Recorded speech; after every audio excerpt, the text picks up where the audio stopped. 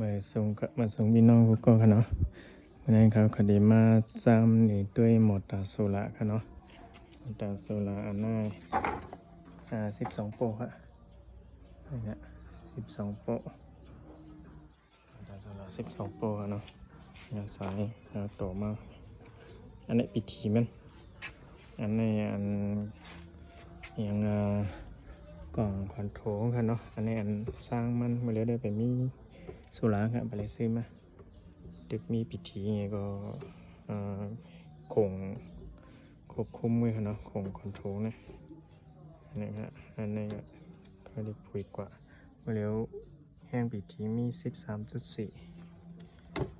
นี่นะเปิดก่อนค่ะเนี่ยปั่นนะครับนี่นี่ฮะ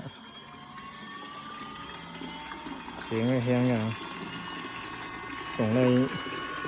ลยตั้งสูง15 เมตรนะแม็กเฮดเป็น15 เมตรนะอันนี้ต่อออก1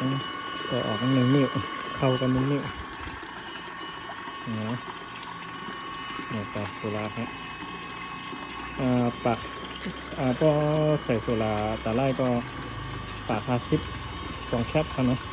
1 แคปในปาก50 วัตต์2 แคปก็แมนอันนี้ดูครับอันนี้ได้ไปได้ใส่โซล่าครับเนี่ยจื้อเอาหน้าปีชีนี่กันเอามาด้วยมันกินกับหลายแอมป์เลยเร็ว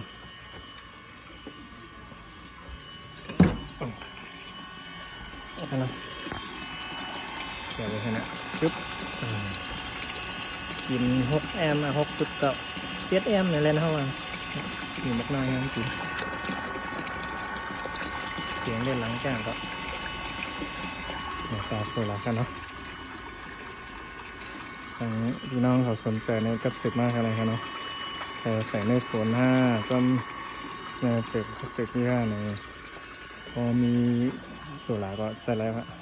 พอใครเจอป้าหมื่นนี่แหลกนี่ก็เดี๋ยวเลยช่วยป้าปิดทีจังไหนครับเนาะอันไหนเป็นพี่น้องแล้วมึงกึ่งสั่งมากครับเนาะมาส่งกูก็ค่ะ